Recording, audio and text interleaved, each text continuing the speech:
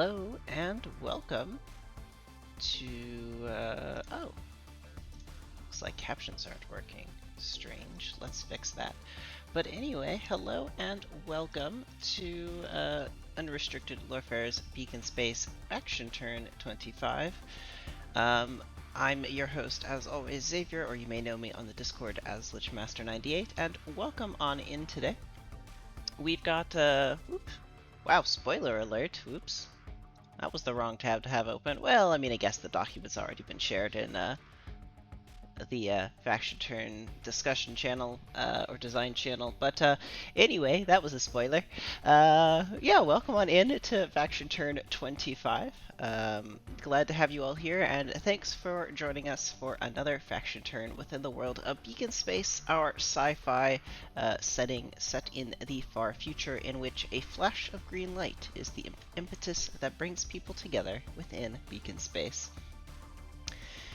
If you haven't ever caught one of the 24 other faction turns we've run before this, this is a variant of the Stars Without Numbers faction turn system with some modifications, in fact a rather extensive list of rule changes that allow us to play it as a multiplayer game where the actions of the factions have been decided in advance by the community members. So thanks to all of you joining in chat or watching around the VOD on YouTube for your contributions to the stream.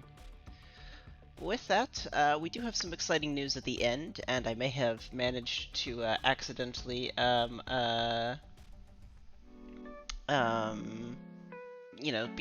spoil stuff by having the wrong tab selected when we went live, but it's fine. The document's already been shared, so it wasn't a huge spoiler. But anyway, I think we'll have some fun news there. We've got a pretty exciting turn today, so I think we can go ahead and get started. Yeah, cool. So let me just pull up my notes here, so I've got all the faction actions available, and hopefully can get through this with as few mistakes as possible. As always, if you do catch something I managed to select incorrectly on the planet the spreadsheet, please let me know in chat so we can get it fixed. With that said, we're going to kick things off with the first faction of this faction turn. Oh, I guess before I do that, I will note there were a lot of trades this past half turn. I did update the document just before the stream, so there's now a column for 24.5 trades, and all of the money and assets that floated around have been updated as appropriate within that column, and we already have orders for turn 25. So with that out of the way, we're going to get started with Concord of Mutual Disdain, who retain the spot of being first in the faction turn for 3 turns in a row now. I have been told that this is an ominous sign for the Concord of Mutual Disdain, and there is deep concern that the jailers are back. But with that said, we'll go ahead and get started with their turn, where they're going to be taking a simple Expand Influence action. Let's go give them their money before they do expand their influence. So they are going to gain a total of 6 faction credits from their income, bringing them up to a total of 28 faction credits. Up next, they're going to expand their influence on planet AL, which is in the 1511 system, right over here, where they have a smuggler's asset. There's nobody else on planet. It is a TL4 plus world. Pretty nice world overall. Temperate planet. It does have an invasive atmosphere, so that's kind of bad. But I mean, Concord of Mutual Disdain's used to living underwater, and water is kind of an invasive substance if you try to build pressure-proof substances or buildings in them. So maybe not too unusual for them. But no opposition means this expansion goes off without a hitch. They're going to be spending 1 faction credit on that, taking them down to 27. Let's go give them a base of influence. So, Concord of Mutual Disdain, right here. It's fine. Yes, spreadsheet. I know I'm editing things you don't want me to edit.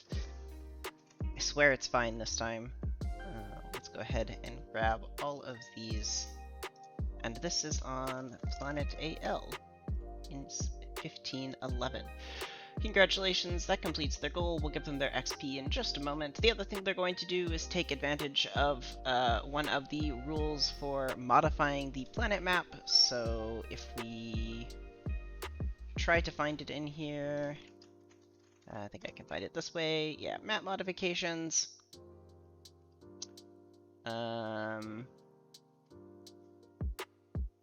Apparently it's not able to be found with map modification search, making a change to the map. Let's rename this Map Modifications. Woohoo! Now we'll be able to find it easier. So they are going to be taking the action to increase population, which is a, I believe, moderately difficult change. Yeah, difficulty 11. They are attempting to change the population on their homeworld of Yakia from outpost, or not their homeworld, excuse me, I don't think that's their homeworld, is it? No, Kartakuk's the homeworld. They're changing the population on Yakia to millions. They're going to auto-succeed with a 10+ bonus to their constellation, as we can verify right here. I'm still going to go make the roll, because I feel like I should do that, so let's go roll a d10 plus 10 to see what they get. Be our first roll of the day, and they've rolled a 17. Congratulations to them on successfully changing the difficulty of the population of the planet. So let's go find... I know Byakuya has... Can I find it this way? Yes. Oh, look at that. Similarity search for the win. I knew it had accent characters and was concerned that it would not let me search that way. But anyway, millions of people now living on that planet. Congratulations to the Concord and Mutual Disdain. Let's go give them their XP that I mentioned about so that I don't forget and have to fix that. Bringing them up to 2, which sounds great. Alright. Yeah, that looks good to me. So up next is, I think, the next faction turn in our list, which is the Assembled Commonwealth, who are second today, continuing their trend. If you were around in the Discord for the stats discussion, apparently the Assembled Commonwealth are significantly above average in their pace of turns overall, which is an interesting fact, and they're continuing that trend slightly by coming in second to this turn. So they are actually going to be losing their faction goal, which is an unusual action to take, but is one that is available.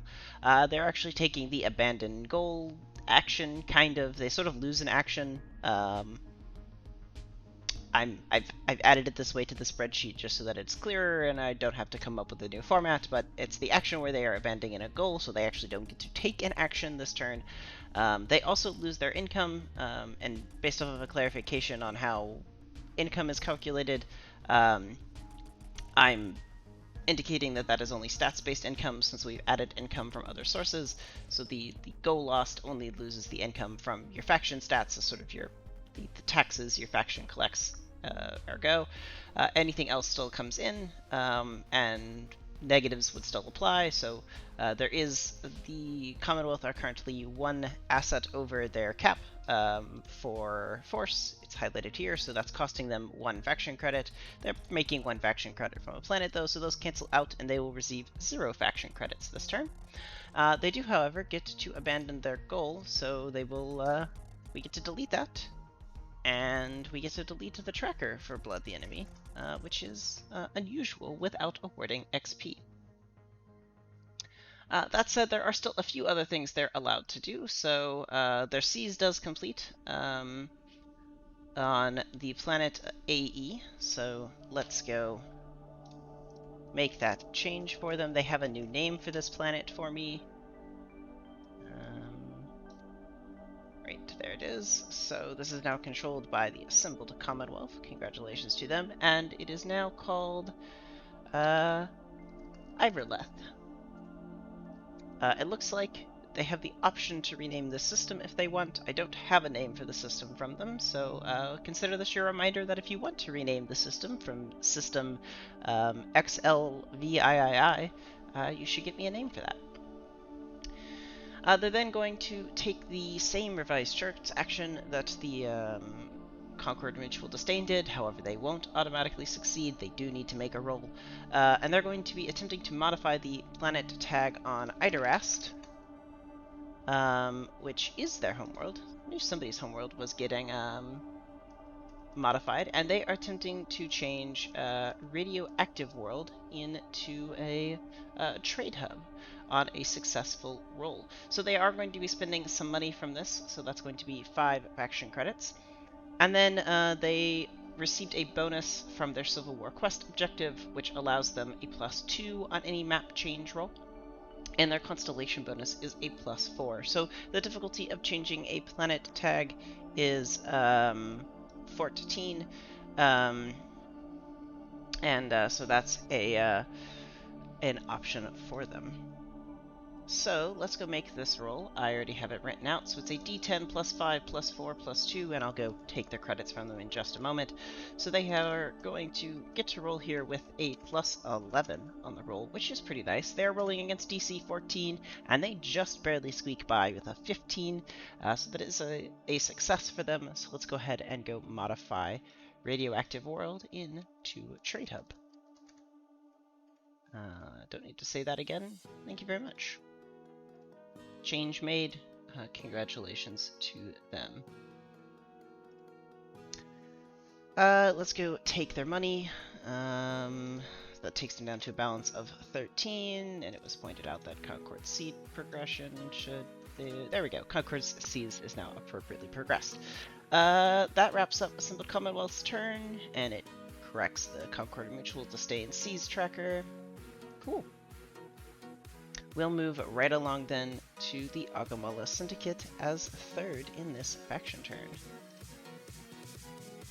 You got a good pace going on, but an attack action from them after they gain their 5 faction credits of income and move some strike fleets around may slow us down just a little bit, which is fine. So let's give the Agamala Syndicate a 5 faction credit bonus, giving them up to 24 faction credits. And then let's go move some strike fleets. So they've got some strike fleets. Taking a look at our map here that are hanging out in the 10-12 hex. These are going to be jumping their way over to the 0811 hex. And there's a strike fleet up here in 1010 that is also joining 811. So let's go find the... actually, I should also clear their purchase sickness for the Commonwealth asset now that their turn has passed. Agamala Syndicate, though. I need to resort by owner, don't I? I believe they have a new asset. Yes, they do. They received one by a trade, but that doesn't clear to the end of their turn.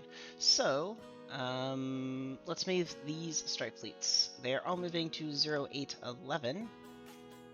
And great. That's going to cost them 3 faction credits, which I will just go charge in just a moment here. And they're going to be attacking the White Whale, who would have guessed that is located in that hex. So that takes them down to a balance of 21 faction credits. And let's go ahead and roll these attacks. So a strike fleet rolls with force, so this is going to be a 4v4 roll. So the Agamala Syndicate evenly matched here. The attack dice of a strike fleet are 2d6, and the White Whale has a counter attack of 1d6. So, excuse me, I have a fly flying around me apparently. I'm going to deal with that.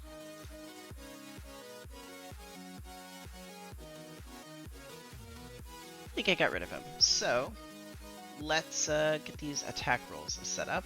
I'm going to roll for the attacker first, so that's going to be the Agamala Syndicate. They are using their tag of Warlike on the first attack, so they get to roll 2d10. They're going to keep the highest of the 2 results and add 4. So they have rolled a 12. And the Whale, who is a good defender, or a good dice roller in general, has rolled a 7, so a failure on the first attack, which means the attack does go through, so strike fleets dealing 2d6 damage have only dealt 4. Oof, that's a very low damage result, but is a result of 2d6. So the White Whale goes down from 14 to 10 to 10 HP, excuse me, and that triggers the if the White Whale has been attacked action when we get to their turn. Next up, there is a second attack by another strike fleet. I should have checked if these strike fleets have different HP values. I don't think they do because, yeah, they're all relatively new assets.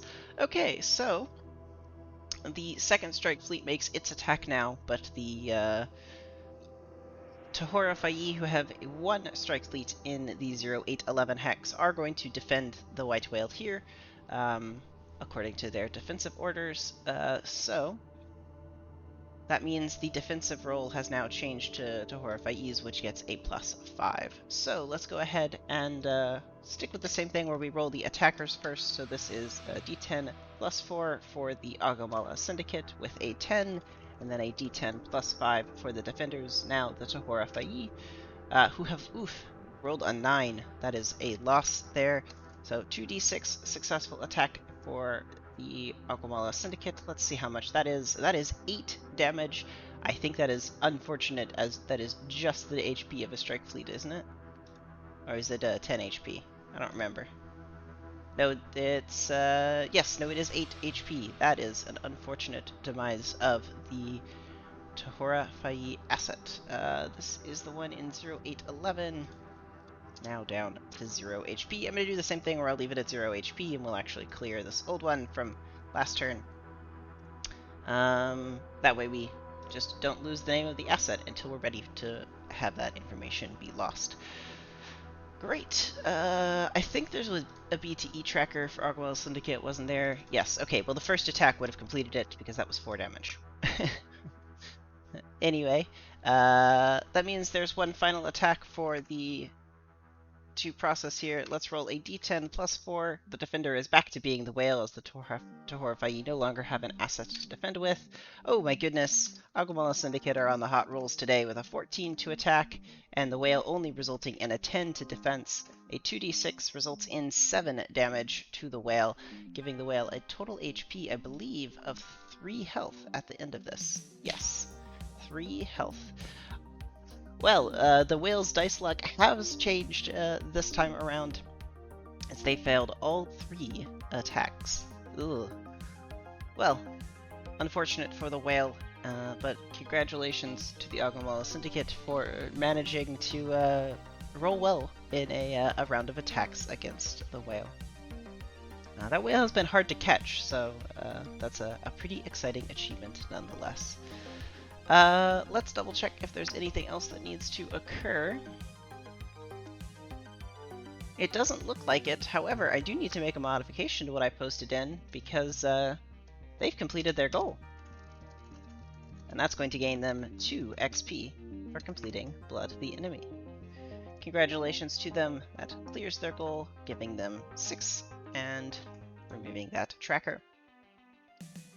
That wraps up the Agomala Syndicate's turn, and we get to move along to Ascent as 4th in this faction turn. So they're going to start things off by spending their 16 banked experience points to advance their cunning to a level 7. Congratulations to them for being the first faction to achieve a 7 in 1 stat.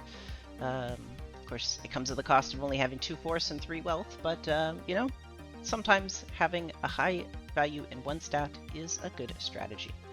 So that wraps up their XP gain and spend, excuse me. It doesn't impact their income, so they're still going to gain only 6 faction credits this turn, bringing them up to a balance of 67, still the richest faction on the board. And then they're going to be taking the Seize Planet action to seize the planet in 004. 004, planet CU. It looks like my typo thing got a little excited and autofilled typing CU with cunning rather than being planet CU. There we go. And so that seize has started for them. So let's go ahead and add a tracker. So no opposition here, they're the only one there. So they can advance this without a hitch. And then there's also a ruin on this planet that they are going to attempt to reveal. So the ruins roll is a d10. They've rolled a 4, which I believe is at least a basic success on the planetary ruins tracker. Yes, it is. So that is a +1 to the ruin clock on the ruin of Sieve. on the planet CU. Let's find that ruin tracker. The ruin is now at 1 of 8. And there will be something at the upcoming lore stream about what has been discovered by that exploration. Cool. That wraps up Ascent's turn. They didn't take a goal this turn, so no XP gained, and just XP spent. Cool. Blood the enemy is 2 XP for those asking, which I believe I gave to the Albemarle Syndicate. They're now at 6. Somebody should double check me though. I think they were at 4. Larkspur Combine is up next though, coming in 5th this faction turn, and they're going to continue their train of inside enemy territory. Who would have guessed? It's a very standard move for them. Let's make some rolls for them first, as that's what they've got listed. So let's go check out their new assets. So they just purchased a party machine. Congratulations to them. So we have another thing to roll for, but we do have 4 post-tech industries and a party machine that need to be rolled as they activate these assets. So let's go check out the asset details, since every time I go to roll post-tech industries, I forget what the table we're rolling against is. So this is a d6. On a 1, faction credits are lost. 2 and 4, it's earned. 2 through 4, excuse me, it's earned. 5 and 6 returns 2 faction credits. And party machines roll a d6. On a 4+, they gain 1. So let's roll the party machine first as a singular d6. That is +1 for the party machine for the first time. I think we've rolled for one of them. We'll roll 4 d6s for the post-tech industries, excuse me, resulting in a 5, 1, 3, and 6. So that's +2, -1, +1, +2. So sums to a +4, earning them 5 faction credits for their start of turn. Now, I don't believe I gave them their income. Somebody should correct me if I'm wrong in the chat. But I believe they should be gaining 5 on top of their 6 faction credits here. So that's going to take them up to a total of 14 faction credits. Congratulations to them. And now they're going to move some strike fleets around, so that's going to cost them 4 faction credits as they move 4 strike fleets. So that's going to take them back down to 10. Alright, let's move those in just a second. There it is. Okay, so strike fleets are going from Mancuraniti to Idarast. There are 2 that are making that journey. And there's one from Idarast that was already there that is going back to Mancuraniti. And there's one on Icaros going to Heliositis. That's 4 assets moved into different planetary governments, so 2 XP gained to the Larkspur Combine, bringing them up to 6. Congratulations to them for their turn. Up next is the Amelhart Institute, coming in at 6th this faction turn. They're going to be setting their goal of Sea's Planet, which should complete this turn. Now they're going to gain 6 faction credits and spend some of that money. So let's give them their 6 faction credits, bringing them their balance up to a total of 56 credits. They're then going to go purchase an asset on Ingrid. It's actually a very nice purchase of a covert shipping asset on their homeworld.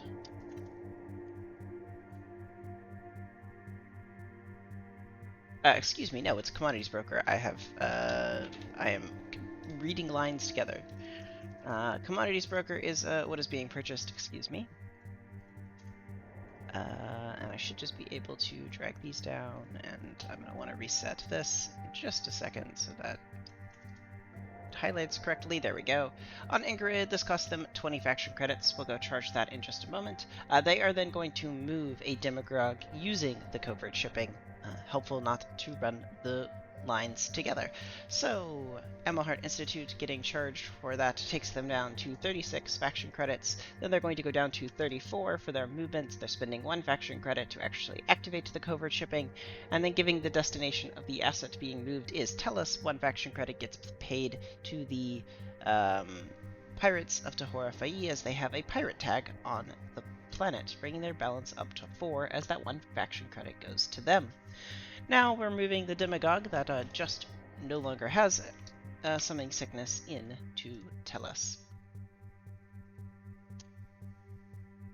They have a Seize that makes progress on planet CO, which gains them 1 experience, for completing that. And let's go update the planet map for them so that they can be the owners of this planet.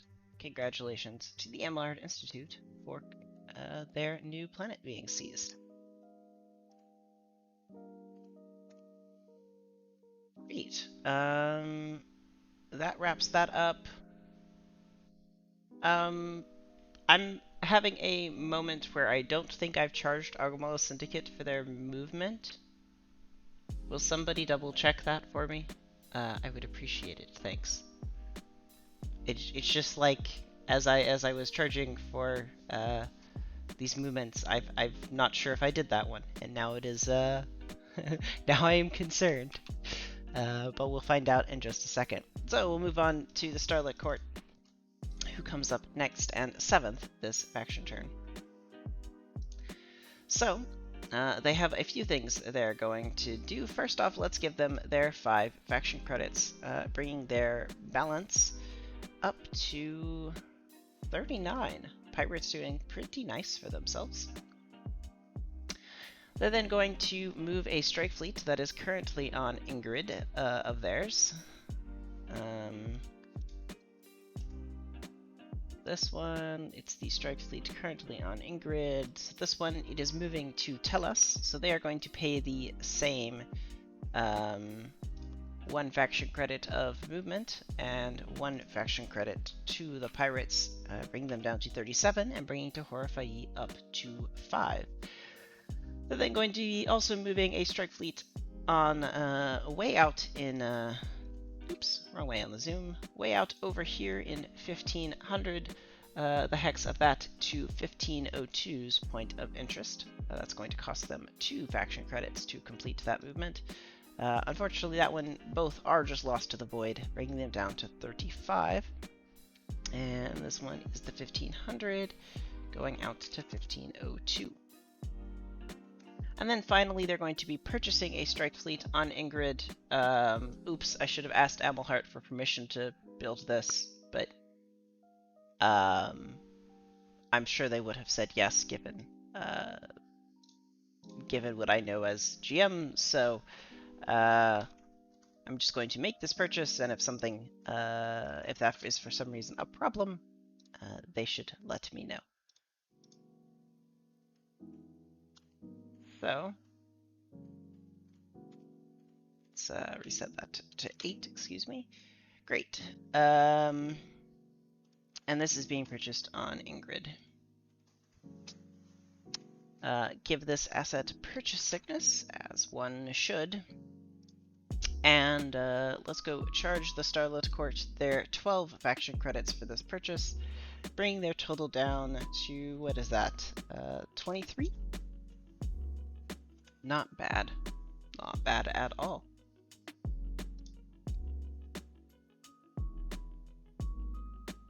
Okay. I trust your math, friend, but yeah, I can double check it afterwards. Just figured I would ask in case somebody knew live the answer to that. Alright. Okay, cool. Glad to know that I actually did charge you and it wasn't just a figment of my imagination that I had done so.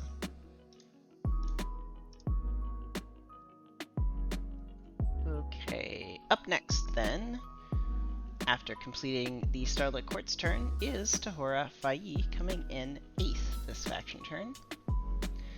They are also going to be spending some XP of theirs to boost a stat, so let's go spend 12 experience to boost their force to 6, and then give them their income. So, Tohora Fai have 13, they are spending 12, taking them down to 1. Their force goes up to 6. That does increase their income, so they are now gaining 11 faction credits, taking their balance up to 16. They've got quite an income train coming along from their ruin, which is quite nice for them.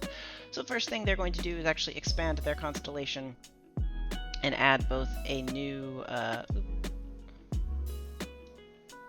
I haven't set up drag there. There we go. And actually add a new hex into their constellation.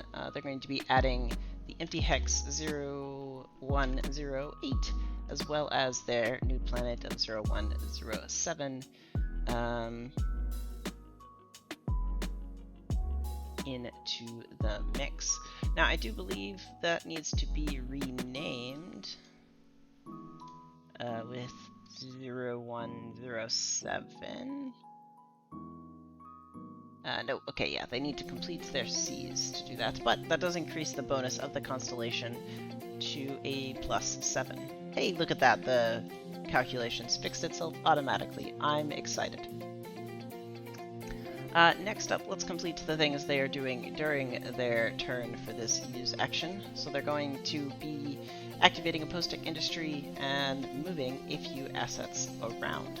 So let's go see what that post-tech rolls by rolling a d6, and let's find out. A 6 will gain them 2 faction credits, so let's go give them that money. Tohora Fai is now up to 18.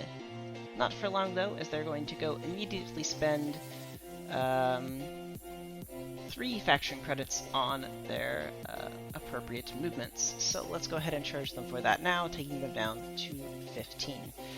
Now they have 4 movements to take care of. The first one is using the blockade fleet of theirs. This is moving itself over to the 07110 or 0710 hex, which is in space, and I'm going to have to update the map so that it doesn't break afterwards. That's fine. Then the strike fleet of the Waka Kora, currently on planet CS, is going to move itself to Tellus. They don't need to pay their pirates BOI cost.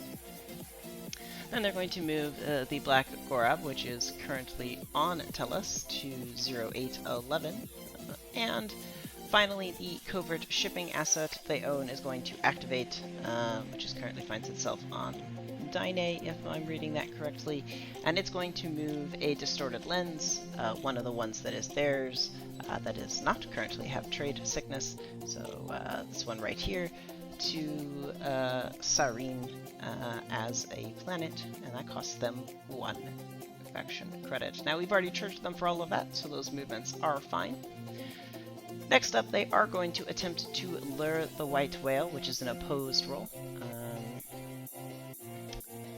I should double check what this opposed roll is. It's missing from my notes. 1 second. I would don't want to make the roll the incorrect roll here. Yeah, okay, so this is cunning versus... Yeah, it's the cunning roll. So that means the cunning of the Tohora Fai is a 4, so just a flat roll.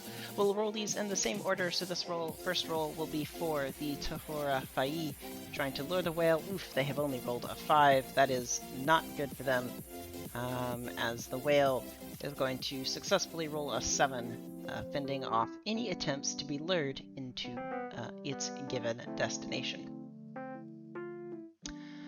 Finally, the Tohora Fai are going to attempt to revise the charts and modify the tech level on the planet of Sareen, trying to raise it to TL4, so this is a D10 plus 7 roll, given their constellation bonus just improved. Its difficulty 11, a 13 will succeed, so I will go make that modification at their request. TL3 to TL4. Ooh.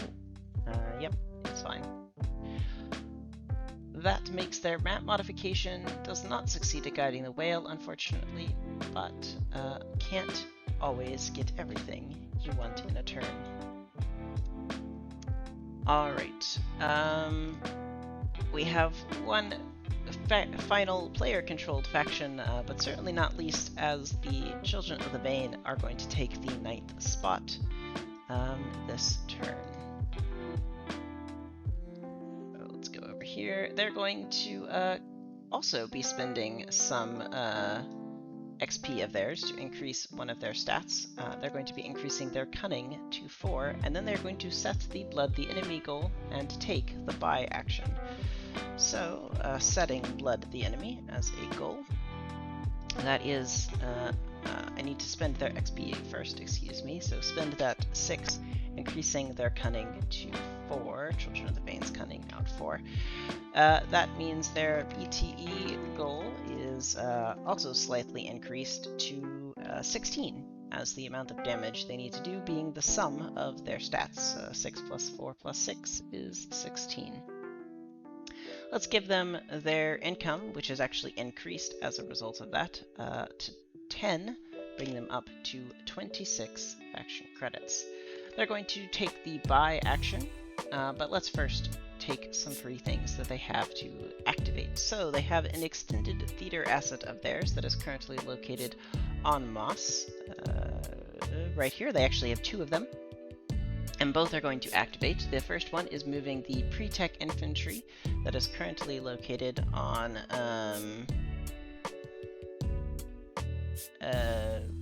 Tellus, called Hem, to the planet of Heliocytus. And then the second extended theater is going to move the grav tank formation on Heliocytus to Moss. So let's make all of those movements right now. Children of the Vein, this no longer has purchase sickness. So Hem, which is right here, is moving from Tellus to Heliocytus, and the grav tank formation that is on Heliocytus is moving to Moss. Great. Then we're going to heal the bank on Tellus using the Ruin ability currently located there. So this bank goes up to 7 out of 8 HP. And finally, they're going to purchase a pre-tech infantry asset on this world. So Children of the Vein, pre-tech infantry. It's going to cost them 20 faction credits.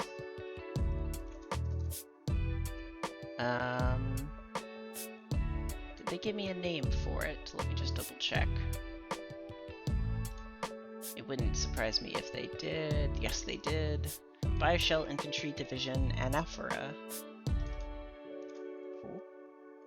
And let's give this purchase sickness.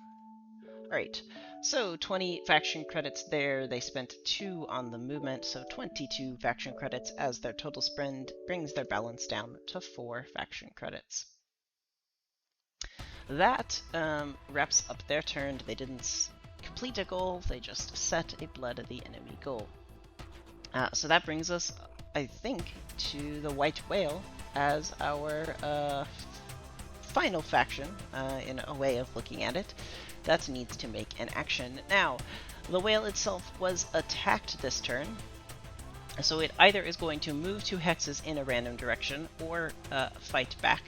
It rolls a d20, and if the value is below its HP, it fights back, otherwise it flees. So, let's go check the HP of the whale, which is currently at 3, so it needs to roll a 4 or higher, or excuse me, a 3 or higher, to flee. Let's see what this d20 result is. A 9, that will make it flee. Given that it was not lured, it flees in a random direction. So it is going to roll a...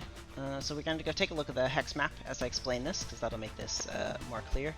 So we're currently, the whale is in the 0811. We're going to roll a d6, where 1 is directly north, 2 goes in the direction of 0910, etc. around in a circle, and I believe the whale can move two hexes. Yes, so it'll move 2 hexes in whichever direction I roll. Roll. Yeah. So let's go roll that d6. It has rolled a 1, so it is going to move directly north, making its way. It's on a pilgrimage to Dacia. Quite a nice sight to visit, I hear, as the white whale rushes forward towards Dacia. Alright, congratulations to the whale, as it's moved to a known system. That sounds like an interesting thing to have occur during the next lore stream. We'll have to make some comment about that for sure. I should write down what the whale did though. Attacked. Actually, I can copy and paste the attacked thing. Does this. Roll 9. Please. Roll 1. Moved north. Great. That is the whale's turn then. It's done its thing, as I have in my notes. Cool. Alright, so I have a a ruin that we need to take care of. So the Legan Bleed Temple triggers, as we need to go roll and figure out which random faction is going to receive the Distorted Lens asset. So let's go roll for these factions and go happen to make that roll. So D10. Is that the white whale? I think that is. 1, 2, 3, 4, 5, 6, 7, 8, 9, 10. I guess the white whale receives a Distorted Lens asset. Nothing is stopping that from occurring. It already has a Zealot's asset currently located on Tellus, so it is a faction capable of containing assets, so congratulations to it.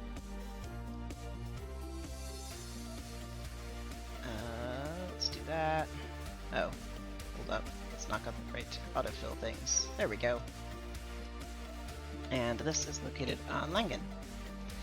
So the white whale now has 2 assets under its control on top of itself. This whale is growing its influence quite significantly. I also have to know if the Distorted Lens asset is some other kind of whale. So quite interesting. Quite interesting indeed. The whale wasn't lucky on any other roll, but it was lucky here apparently today. So, I think that's it for the spreadsheet portion of our show today. I do know I'll double check the map. I know there's at least one space tile that needs to be created, but I'll handle that off stream because that's just easier than fiddling about with double checking the spreadsheet is fully resolved with itself. I do have some announcements to get through though today, so let's go ahead and take care of that. And in fact, I have a new scene. Woohoo! I made a scene that is just my face. I seem to be like awkwardly cut off of the camera, but anyway, let's see if there we go. Anyway, yeah, I have a new scene which is just me and the captions and my name and stuff. Woohoo! Yeah, I've got some announcements, so let's go through them. Let me drag these onto my center screen so that I'm not awkwardly at an angle into the camera, and I'm hopefully looking as straight into it as possible. So first up, there are some new rule clarifications. So the first rule clarification is has to do with goal abandonment. This dovetails off of the question I was asking at Mech Councils regarding updates to XP and how could we make that process be more more amicable towards people participating. There were some interesting suggestions around the XP generation from combat, and so the one thing that I was wanting to do to make that at least less egregious to take a combat goal at the moment is modify what happens when you abandon a goal. So taking the current text that goal abandonment costs that faction's turn income, the first thing is I'm going to clarify that this is the cost from the turn's income from stats. Same thing I ruled today earlier on the Assembled Commonwealth's turn. And that just helps clarify the way the rules are written for modifications we've made, since there aren't all these extra income sources in the base game that I've sort of added in through planetary mechanics, or the ruins have their own generations in some cases, planet tags as an example now, and so those aren't affected. It's only the income you gain from your stats, so that's just a clarification, and it hadn't come up before. Otherwise, it certainly would have been something that I would have made that decision, because that was the way that I was interpreting that portion of the rules. Secondly, I'm going to remove the loss of a turn from abandoning a goal. You just will now lose the income for this moment, which still is a pretty negative impact. Losing money is a big deal.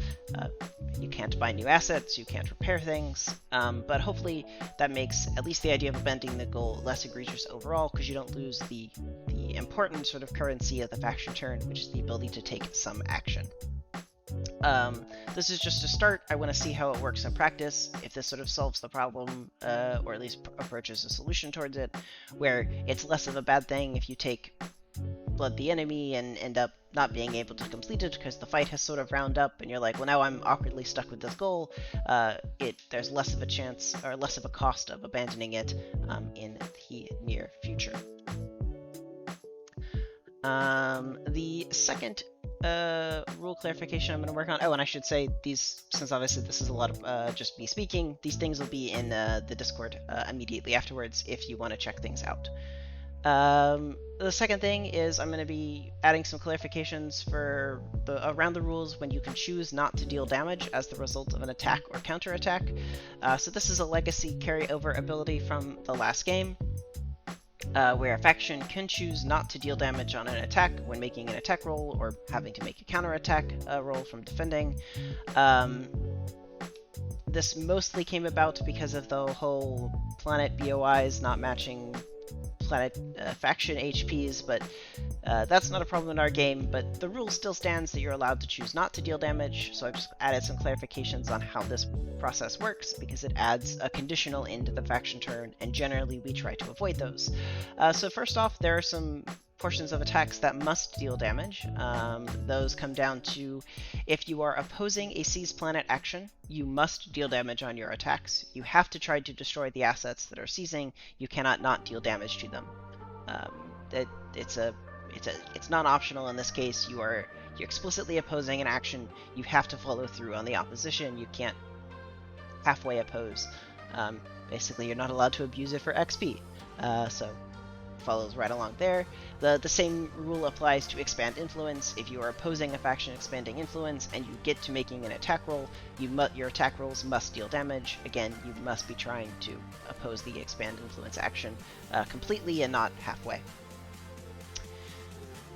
In most other cases, the choice for having to deal damage needs to be made before the dice are rolled, with whatever conditional you give me. Otherwise, once the dice are rolled, the result is final, and we take the dice as is. There is one exception to this, and that has to do with when damage is getting applied and soaked into a faction BOI. So if you're attacking on a homeworld, you can soak damage to your faction BOI. There are edge cases here where a defending faction, if they knew, could end up being able to keep themselves at a high faction HP or high BOI value, because you could be attacking with something that rolls like 2d8 attack dice, and so if you wanted to soak the damage, there are weird ways where a defending faction could force a decision onto the attacker here with regards to faction death being involved.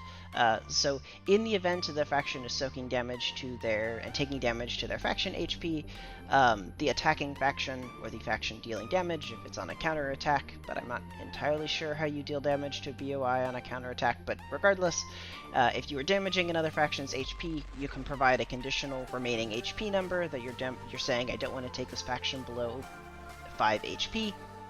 That number will be kept secret by me, it won't be published. If the faction hits that number, obviously then it'll become public, but otherwise it won't, so that there's a reduced chance of power gaming around knowing what the cutoff is, because it could impact defensive request strategies. So there's complicated overlays here, but essentially the goal is you can give that remaining HP number, and the faction won't go below that. The general guidance here also is just come talk with me if this is something you're interested in submitting in your order. If you get it in, if you can get the request in earlier before turn lock, you have a good chance of being able to look at it and say, yes, this is fine, or no, this is not. Or maybe I'll ask you to reword it in a slight way, but if you're coming up while you want to make this request, the short answer is come talk to me, because I was trying to come up with a way that makes it really easy, and every way I came up with, there was some hole where, as a defender, I could use the knowledge against the attacker in a way that seems power gamey, and the same thing vice versa. So that's the idea of come about as chatting with me if that needs to happen. So this will get added into the rules doc, as I said. And the written version is hopefully a little bit more succinct than my meandering conversation about the topic. Finally, there's a document that, as was, I believe was technically said, teased at the start of this. Let's go check out the council government document. So this was shared in the faction design channel. It gives generic rules for forming a council government, what functions as a group of factions being able to control a mechanically reduced, but not very reduced faction on the spreadsheet. There's some formation requirements here, so these are designed mostly as a way in order to share the benefits of a ruin more broadly between multiple factions, rather than a single faction holding the control. If you want to form one of these, have a discussion with me. The people you want to have be involved we can set up a Diplo channel if needed, and we can discuss any custom mechanics needed around a ruin. I believe there are currently 2 known ruins on the map, so there are 2 places where this could be applicable. There is sort of the only mechanical requirements I'm imposing is joining a council costs 4 faction credits. The council gets half of that to the council's balance. The other half disappears into the void as an administrative cost for joining this combined group. For submitting your turns, I don't care what voting methods you work out internally for your council, and managing that is on your own. If I need to, if we need to adjust channel permissions on the Discord, for example, we can have a conversation about that to help support processes. But for the most part, when submitting to me, every faction rep that is for the factions that are part of the council needs to submit the turn to me. You need unanimous consent for your turn things, as well as trade actions that the council is wishing to take. In order to finally get your council added, you just need my approval on the final document, so that we can share whatever the rules for custom mechanics that get modified to the ruin are with everybody that's involved. There are some other rules here. I'll let people read it rather than just going through it line by line, but for the most part, the goal is councils function as a faction. They get their own turn. They don't receive income from their stats. They're supported by their members, and they have to pay a maintenance fee as soon as enough factions are a part of the council. The sort of interesting thing is forming a council will involve random events that the council has to deal with. I'll roll 2d8 to determine the type of event that shows up. They have a range from being critical, major, minor, incidental, and no effects, and they'll either be negative or positive. If you roll none, you won't get an event to that turn. These are intended mostly as a lore thing, but they will have mechanical impacts if you're used to the things that you saw during the TTGI events earlier in the start of the game. That's something that may be a part of the upcoming council events. So councils may need to spend money to maybe have the option to spend money to gain certain benefits, or have to spend money to not receive a negative. Managing a group and coordinating across multiple different independent factions is a complicated process administratively to manage, and can provide some interesting fictional stories as well. There's some notes in here about council death for the council's factions assets. The general thing is they don't just all disappear. For the assets anyway, any faction credits the council has are lost immediately, but the assets have a set of rolls they can make to figure out whether or not the asset is lost, or if it goes to different factions. If it is not lost entirely, it can either be set to like 0 HP and be in the stasis method for the bullholes, it can be disabled, or the asset can be left as is, and a random faction, which was a member of the council, would receive assets in that state. So, that's the general guidance for council governments. If you have more questions about it, please feel free to message me or continue to have this discussion in the design channel. That's fine, but these are going to be rules that are available. If you wish to so implementation delay is fine. If you wish to create a council, one can be announced at the end of next faction turn, with setup occurring then. So before the next turn lock, if you are interested in setting one up for either of the ruins that exist, I need to know by the turn lock by all of the factions that are going to be involved in the council at the start. Cool. I think that's it then. I don't think I have anything else to share. If I do, it'll show up in the Discord. I'll take a look at getting the map all resolved out so that we can get ready to publish those things and get started from there. Oh, next turn date estimate? That's a fair question. Currently, it is looking like December 10th will be the next faction turn, and that'll probably actually be a combo lore stream faction turn. So we'll do the same thing we did last time we had a combo, where we'll put the lore stream at the front, and then we'll have like a short 5-minute break, and the faction turn will be second. But I still need to finalize my co-host's availability for the lore stream, so that's something to come up with there. And speaking of upcoming streams, there may be a stream on November 14th that involves some rediscovery of elements within Beacon Space. So that you should be on the lookout for that, and more details may be available soon in the Discord about what that stream might entail.